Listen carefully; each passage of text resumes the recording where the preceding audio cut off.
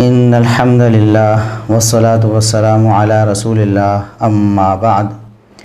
محترم ناظرین اور معزز سامعین، اصلاح میڈیا کی جانب سے بندہ ناچیز حافظ ابو یحییٰ آپ کی خدمت میں حاضر ہے۔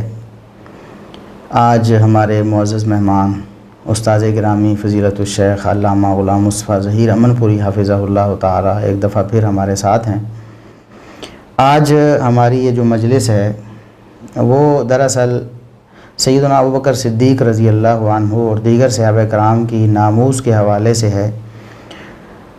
مکتب فکر دیوبند کے ایک معروف مبلغ مولانا الیاس گھومن صاحب، انہوں نے اپنے ایک بزرگ، اپنے ایک بڑے عالم قاسم نانوتوی صاحب، ان کے دفاع میں ایک بات کہی۔ دراصل قاسم نانوتوی صاحب نے مدینہ منورہ کی محبت میں بعض اشعار کہے، اور اس میں انہوں نے یہ بات کہہ دی کہ کاش میں مدینے کا کتا ہوتا اور میں مدینے کی گلیوں میں ہی مر جاتا اور وہاں مجھے دفن بھی نہ کیا جاتا، مجھے وہاں کے مور و مار، حشرات الارض اور یہ چیزیں مجھے درندے کھا جاتے مجھے۔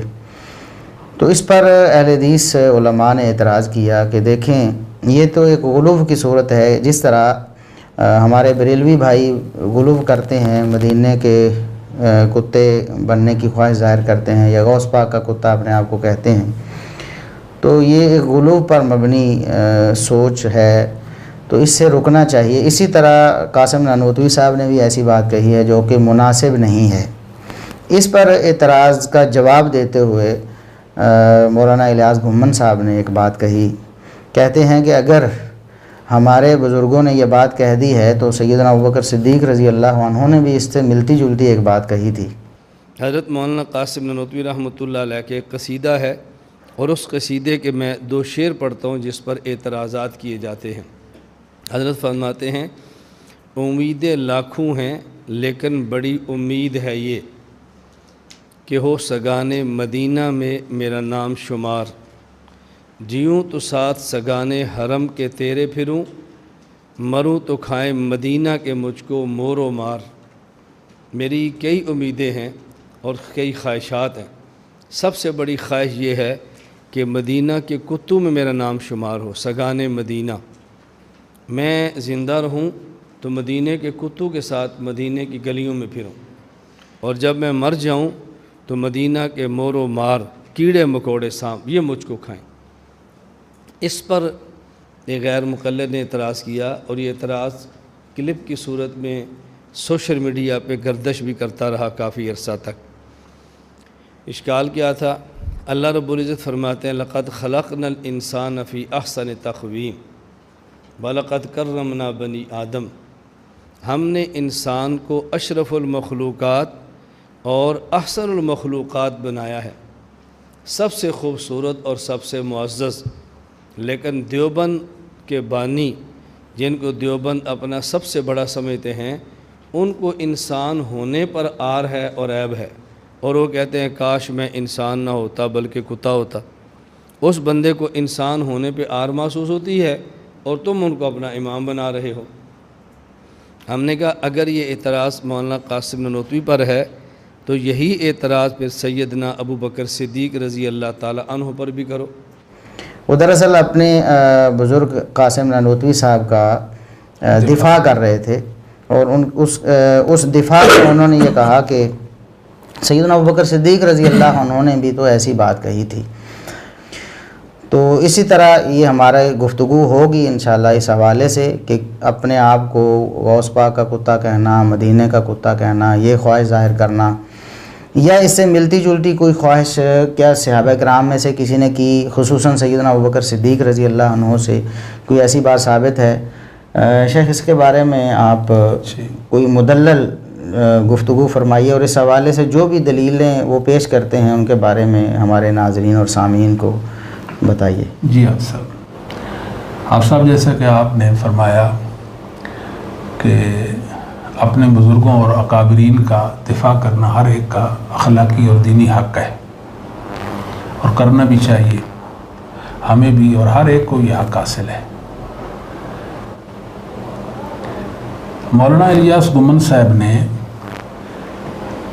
دارالعلوم دیوبند کے بانی مبانی مولانا قاسم نانوتوی صاحب کے حوالے سے ان کے چند اشعار کے دفاع میں بات کی کہ نانوتوی صاحب نے یہ تمنا اور یہ خواہش ظاہر کی تھی کہ کاش میں مدینے کا کتا ہوتا، مدینے کی گلیوں میں گھومتا پھرتا، وہیں مر جاتا اور مجھے مور مار کھا جاتے۔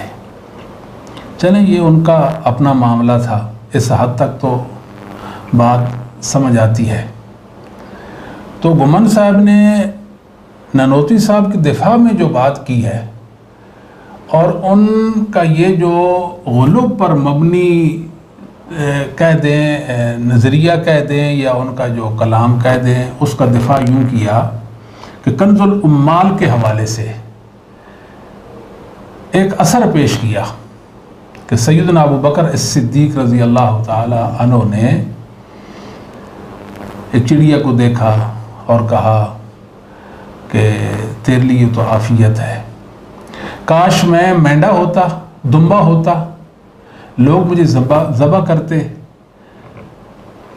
میرا گوشت تیار کرتے، کھاتے، اور میں بول براز ٹٹی پیشاب بن کر ضائع ہو جاتا۔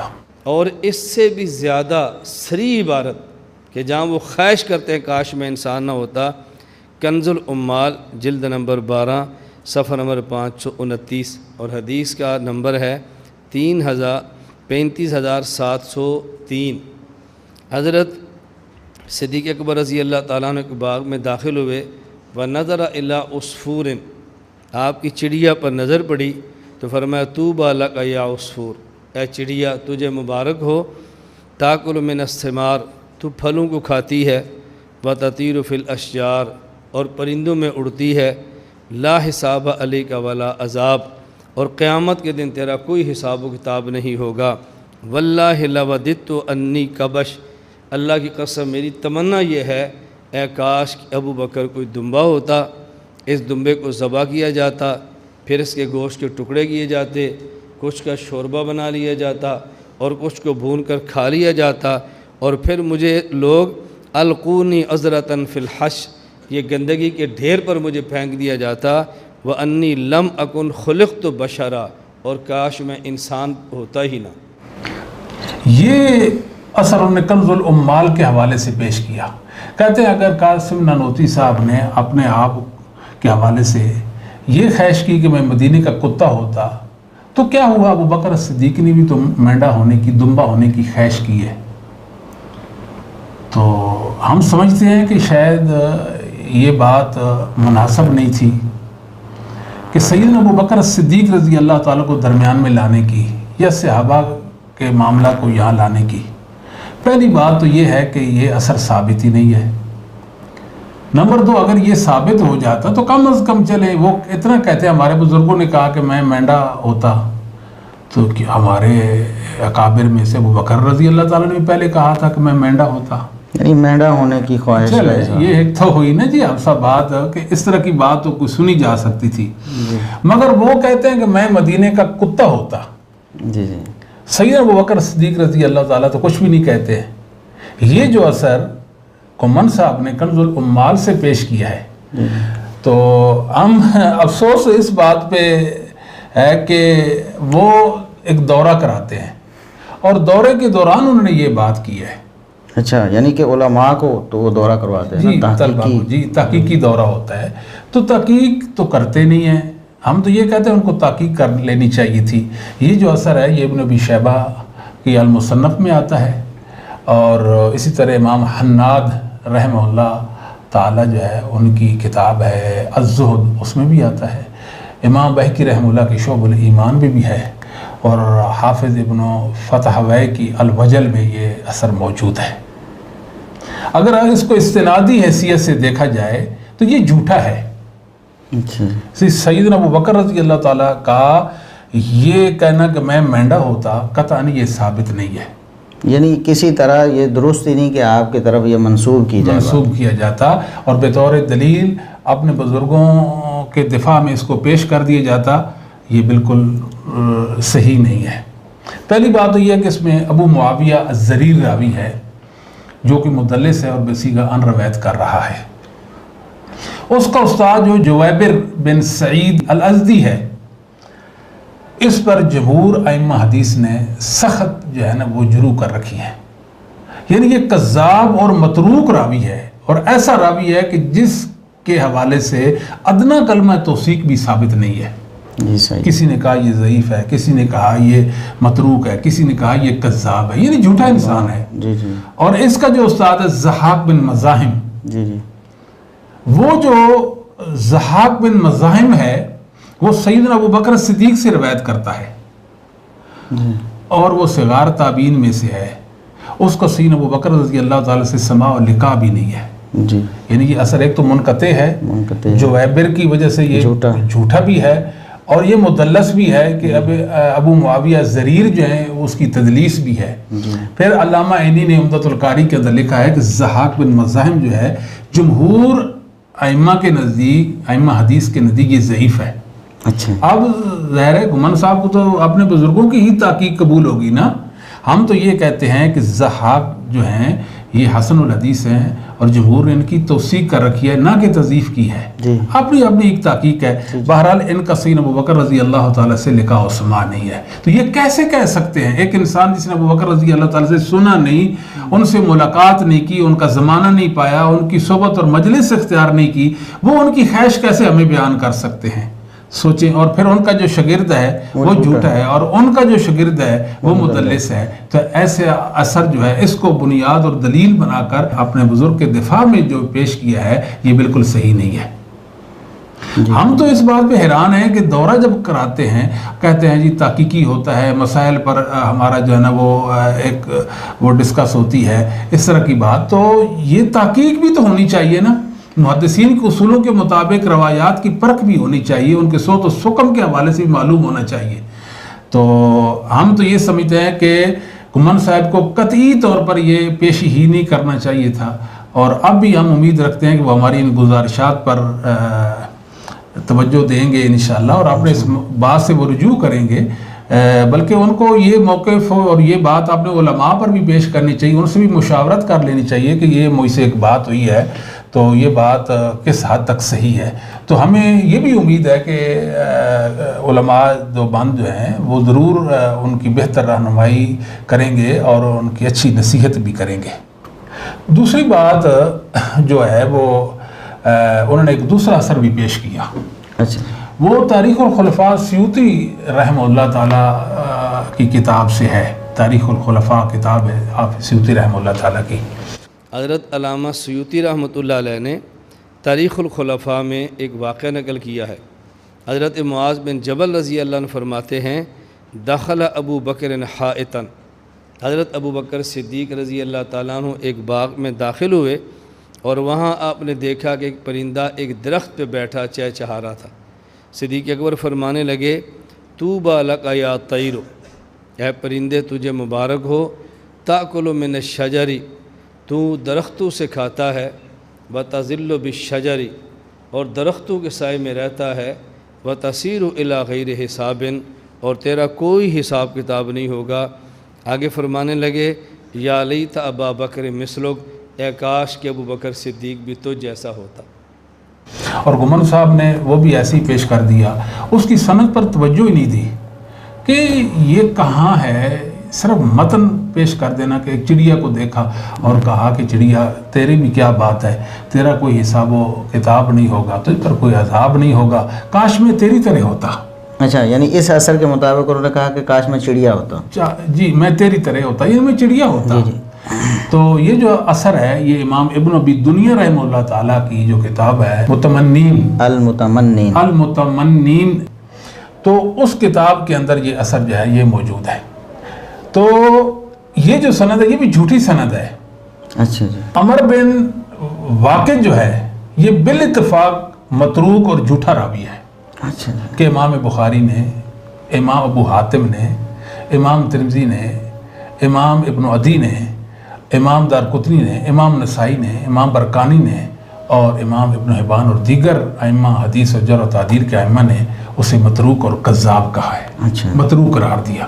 اب ایسا راوی اگر اس طرح کا کوئی اثر بیان کرتا ہے وہ ہمارے دین ایمان کا حصہ کیسے بن سکتا ہے؟ اس کو ہم صحابہ کے حوالے سے کیسے پیش کر سکتے ہیں؟ احتیاط کا تقاضا کیا تھا؟ احتیاط کا تقاضا یہ تھا کہ ایک بزرگ کے دفاع میں اگر آثار صحابہ پیش کیے جا رہے ہیں تو ان پر نظر کی جاتی کہ آیا بے لحاظ سند یہ ثابت ہیں یا نہیں ہیں، یا ویسے ہی ہم ایک بات کر رہے ہیں۔ دوسری بات یہ ہے کہ ابو ادریس خولانی جو ہیں انہوں نے سیدنا معاذ رضی اللہ تعالیٰ کا دور ہی نہیں پایا، یعنی ملاقات سماع نہیں ہے، دور تو ہوگا سماع نہیں ہے ان سے، تو یہ اثر منقطع بھی ہے، مرسل ہے، جی صحیح، اور ساتھ ساتھ کیا ہے یہ اس کے اندر عمر بن واقد راوی متروک اور کذاب بھی ہے، تو یہ اثر بھی پائے ثبوت تک نہیں پہنچا۔ تو جب انہوں نے دو ہی اثر پیش کیے ہیں تو اب ننوتوی صاحب کا مقدمہ تو وہیں رہ گیا، مطلب دفاع تو نہ ہو سکا، دفاع نہیں ہو سکا، اور دوسری طرف صحابہ کے بارے میں ایک غلط بات جو ہے نا جی وہ منسوب ہو گئی، یعنی یہ انتساب صحابہ کی طرح درست نہیں ہے ہمارے مطابق۔ تو بہرحال احتیاط کا تقاضا یہ تھا کہ ان کی تحقیق کر لی جاتی۔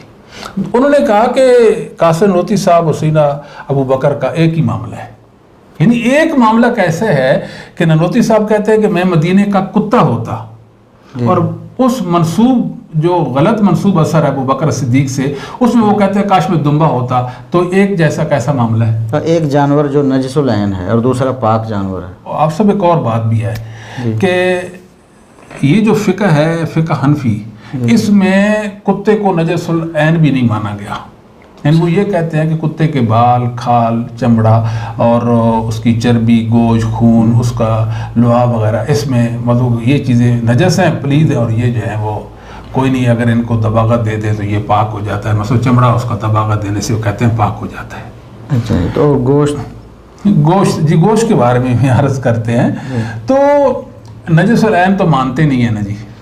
دوسری ایک اور بات ہے، یہ ابو بکر صدیق ہوں یا کوئی بھی صحابہ میں سے کوئی ہوں جی، ہمیں چاہیے کہ ان کے بارے میں جو روایات ہیں، ان سے منسوب روایات، ان کی تحقیق کر کے پھر ہم آگے بیان کریں۔ یہ ہمارے ایمان کا ایک جزء اور حصہ ہے، اور احتیاط کا بھی ایک تقاضا ہے کہ صحابہ ایسی مکرم، مقدس اور پاکباز ہستی ہیں، نفوس قدسیہ ہیں، ان کے بارے میں بہت زیادہ احتیاط چاہیے۔ یعنی گویا کہ یہ دیوبندی علماء کا اتفاقی عقیدہ ہے۔ بعض دیوبندی علماء نے تو یہاں تک بھی کہا جو المحنت کے مطابق عقیدہ نہیں بناتا وہ دیوبندی سرے سے ہے ہی نہیں، وہ دیوبندیوں کی سب سے خارج ہے، یعنی اجماعی عقیدہ دیوبندیوں کا جی دیوبندی کا۔ تو اس کے اندر لکھا ہوا ہے کہ نبی کریم صلی اللہ علیہ وسلم کا وجود مقدس جس زمین کے حصے اور ٹکڑے کے ساتھ مس کر رہا ہے وہ عرش و کرسی سے بھی افضل ہے۔ اور یہ مبالغہ امیزیاں، یہ افراد، اس کا فائدہ ہی کیا ہے؟ اللہ نے اس پر کوئی سلطان، کوئی برہان، کوئی دلیل اتاری ہے تب تو ٹھیک ہے، یا ائمہ اہل سنہ یہ بات کرتے تھے۔ ہماری محبت ائمہ اہل سنہ سے بڑھ گئی، صحابہ، تابعین، تبع تابعین، ائمہ اسلام سے بڑھ گئی ہے رسول کریم صلی اللہ علیہ وسلم کے حوالے سے۔ ہم تو یہاں تک کہنے کو تیار ہو گئے ہیں کہ جی کاش میں مدینے کا کتا ہوتا، میں غوث پاک کا کتا ہوں، میں فلاں کے کتوں کا کتا ہوں۔ اس طرح کی مبالغہ امیزیاں ایمان کو نقصان دیتی ہیں۔ تو کیا میں غوث پاک سے بڑھ گیا؟ نہیں، میں تو غوث پاک کے قدموں کی خاک کا بھی غلام ہوں، خاک کی بھی خاک ہوں، ان کے کتوں کا کتا ہوں، ان کے کتوں کا کتا ہوں، ان کے کتوں کا کتا ہوں، ان کے کتوں کا کتا ہوں، ان کے کتوں کا کتا ہوں، جو کوئی ملا ان کے صدقے، یہ دعوت اسلامی ہے ان کے غلام۔ اور انسان کا سب سے بڑا حرج یہ ہو جاتا ہے کہ یہ چیزیں دال ہیں اس بات پر کہ یہ اہل سنت کے منہج پر نہیں ہے۔ سب سے بڑی خرابی اس نظریہ میں یہ پائی جاتی ہے۔ دیکھو نا، ائمہ تھے، علماء تھے، جو ہم ان کے خوش چین ہیں نا، وہ ہمارے آباء و اجداد ہیں، ہم ان کے ایمان پر، ہم ان کے علم پر ہیں، اور ہم ان کے منہج پر ہیں، ان کا علم ہماری دلیل ہے۔ جب ہم ان کے علم کو اپنی دلیل بناتے ہیں تو ہمیں تو پہلے مسلمانوں میں سے، یہ سکہ ائمہ میں سے ایک انسان بھی ایسا نہیں ملتا کہ جو یہ کہتا ہو کاش میں نبی کریم صلی اللہ علیہ وسلم کے شہر کا کتا ہوتا۔ محبت تو ان کو رسول کریم صلی اللہ علیہ وسلم سے تھی، آپ صلی اللہ علیہ وسلم کی سنتوں اداؤں میں رب کی رضا کے متلاشی تھے، اور اللہ کے نبی صلی اللہ علیہ وسلم کے دین کا علم وہ اٹھائے ہوئے تھے۔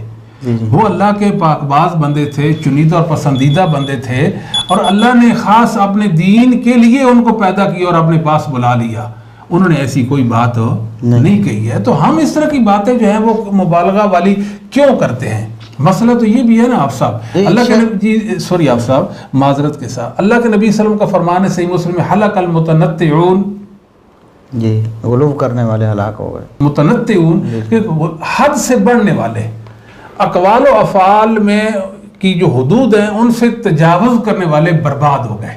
یہی وہی کلمات اور اقوال ہیں جن میں ہم مبالغہ امیزی کر کے رسول کریم صلی اللہ علیہ وسلم کی اس حدیث کا مصداق بن جاتے ہیں۔ بس اتنی بات ہمیں سمجھ جانی چاہیے کہ اللہ کے نبی صلی اللہ علیہ وسلم کی اس حدیث کا ہمیں مصداق نہیں بننا چاہیے۔ آپ سب ایک اور بات بھی ہے، جب فقہ حنفی کا ایک مسئلہ یہ ہے کہ اگر کوئی انسان کتا اٹھا کر نماز پڑھے تو یہ درست اور صحیح ہے، فقہ حنفی کا ایک مطلب مشہور مسئلہ ہے جی۔ اب سوچنے کی بات ہے، نماز دین کا ارکان ہے، ہمارا ایمان ہے جی جی اور ہمارا دین ہے، ہم اس کے ساتھ اس طرح کا مذاق کیوں کرتے ہیں جی؟ یعنی یہ مذاق نہیں، کوئی بندہ کہتا ہے کہ کتا اٹھا کر نماز پڑھنا صحیح ہے۔ تو محمد شریف کوٹلوی بریلوی گزرے، فقہ الفقی ان کی کتاب ہے، انہوں نے بعض فقہ حنفی پر جو مسائل پر اعتراض وارد ہوتے ہیں ان کا جواب میں وہ کتاب جو ہے نا وہ لکھی، تو اس کے اندر وہ کہنے لگے کہ ہم پر اعتراض ہوتا ہے کہ آپ کی فقہ میں لکھا ہے کہ کتا اٹھا کر نماز پڑھنا صحیح ہے، تو کہتے ہیں کیا ہوا؟ نبی کریم صلی اللہ علیہ وسلم نے امامہ بنت زینب اپنی نواسی کو اٹھا کر بھی تو نماز پڑھی تھی۔ استغفر اللہ۔ یعنی مسلمانوں ہمیں سوچنا چاہیے کہ کہاں نبی پاک صلی اللہ علیہ وسلم کی پاک نواسی اور کہاں نجس اور پلید کتا، کیا مناسبت ہے اس بات کی؟ لیکن انہوں نے بڑی جرت کے ساتھ یہ بات کر دی، اور یہ کتاب کا وہ جو حصہ تھا جو فقہ حنفی کی دفاع میں تھا، پیر مشتاق دوبندی صاحب نے اسے شائع بھی کیا۔ دوسری بات آپ صاحب اور ہے، کہتے ہیں کہ ایک بزرگ تھے، اچھا ایک بزرگ تھے، یہ بھی ملفوظات کے اندر یہ باتیں مل جاتی ہیں، اچھا، تو انہوں نے کتے کو سلام کیا۔ کسی نے کہا جناب آپ نے کتے کو کیوں سلام کر دیا؟ تو کہتے ہیں کہ اس لیے ہو سکتا ہے کہ یہ جن ہو۔ اچھا اچھا، یعنی کیسی باتیں خام خواہ کی، یعنی کسی چیز یہ ہو سکتا ہے یہ ہو سکتا وہ ہو، کتوں کو سلام کرتے پھرتے ہم، تو یہ بھی مناسب نہیں ہے۔ یہ فتاوی عالمگیری کا مسئلہ ہے کہ جو مولانا سرفراز صفدر خان صاحب کے بقول کہ 500 حنفی علماء نے یہ فتاوی مرتب کیا ہے، اس کے اندر یہ بات لکھی ہوئی ہے کہ من ذبح کلبہ، اگر کسی انسان نے اپنا کتا ذبح کیا، اچھا، وباع لحمہ، اور اس کا گوشت بیچ دیا، جازہ، یہ جائز ہے۔ گوشت کس کو بیچے؟ کسی کافر کو؟ آپ صاحب کافر کو بھی تو بیچنا جائز نہیں ہے نا، حرام ہے نا جی، جی جی حرام جی۔ اگر کہیں کہ کوئی اضطراری حالت میں یہ کتا کو بیچنا کوئی اس طرح کی بات ہے، پھر اس کو ذبح کرنے کا کیا معنی جی؟ یعنی ذبح تو ایک اسلامی شعار ہے نا، شعار ہے، اور اس کو حرام جانور کو ذبح کرنا جی 10 بار آپ صاحب 100 بار بھی اس کو ذبح کر دیں، 1000 بار اللہ کا نام اس پر پکارے، وہ حلال تو نہیں ہو جائے گا نا؟ شاید وہ تو حلال نہیں ہوگا، لیکن جو اسلامی شعار ہے ذبح، اس کی توہین تو ہوگی نا جی، کتے کو کتے پر ذبح کیا جا رہا ہے جی بالکل، کتے کو ذبح، یہ واقعی آپ صاحب آپ کی بات بالکل صحیح ہے۔ یہ تو میں سمجھتا ہوں کہ چیزیں ہمارے ایمان سے متعلق ہیں اور ایمان کو متزلزل کرتی ہیں اس طرح کی چیزیں، یعنی کہ کتا جی اس کو ذبح کریں اور پھر اس کا گوشت بیچ دیں، اور یہ بھی صحیح ہے اس طرح کی۔ اور مسئلہ جو عالمگیری کے اندر لکھا ہوا ہے کہ بکری کی کتے سے جفتی ہوئی، اچھا، بکری نے بچہ جنم دیا، اب یہ مشکل پیش آتی ہے کہ آیا وہ بچہ بکری کا ہے یہ کتے کا ہے؟ اچھا جی، اس مشکل کا حل تین حل بتائے گئے ہیں۔